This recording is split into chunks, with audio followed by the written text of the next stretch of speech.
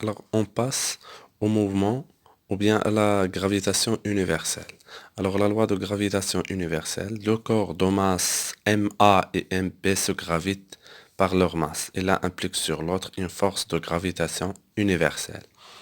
Alors, la force de gravitation universelle, ces deux forces, elles ont même intensité qui est égale à G fois la produit de MA fois le produit de MP divisé par la distance qui sépare les deux centres. Voilà la distance qui sépare les deux centres des deux corps.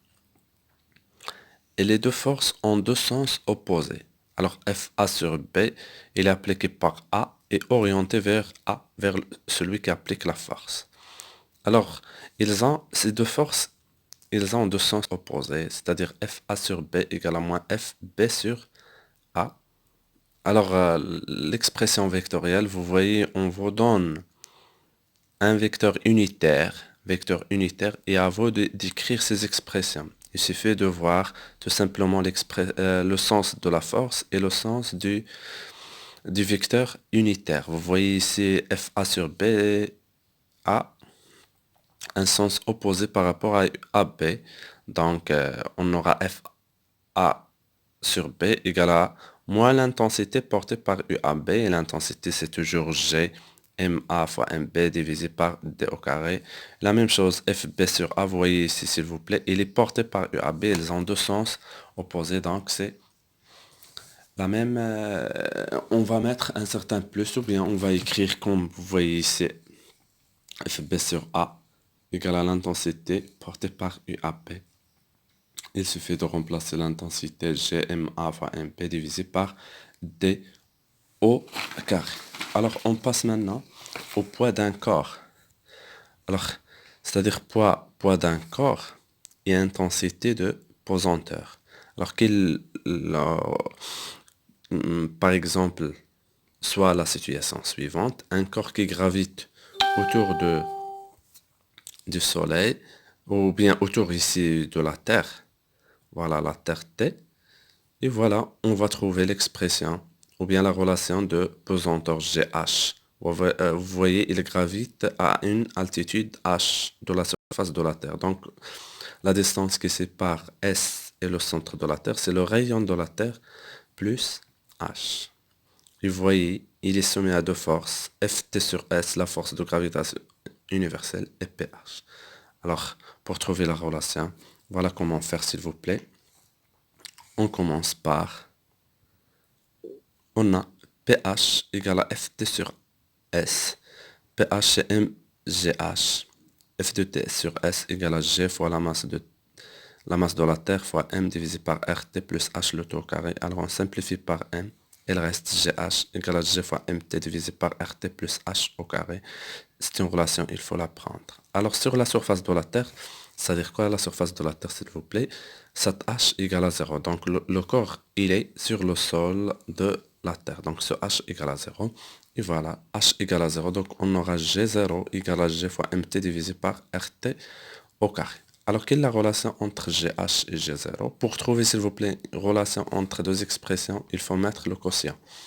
Donc on va mettre GH divisé par G0. Voilà l'expression de GH et voilà l'expression de G0. Alors égal à quoi? On va multiplier par l'inverse. C'est ça, fois l'inverse de ça. Et on va simplifier par G fois MT. Alors regardez s'il vous plaît, il reste RT au carré divisé par RT plus H au carré. Alors notez bien s'il vous plaît, il ne faut pas laisser ça au carré divisé par ça au carré. Il faut rendre le tout au carré et ça facilite la tâche pour la suite. Donc, en gros, GH égale à G0 fois RT divisé par RT plus H le tout.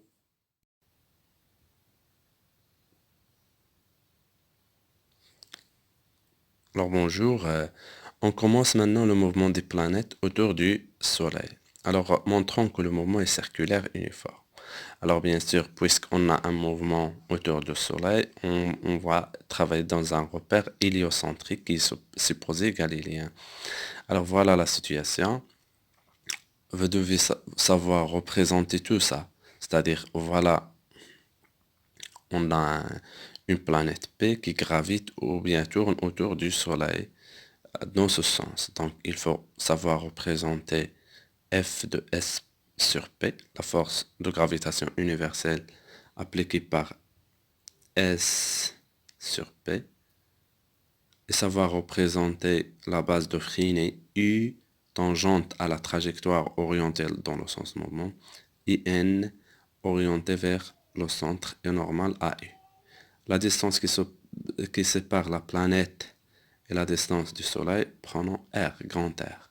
Alors on va utiliser la deuxième loi de Newton. Suivez, la somme des forces extérieures égale à MHG.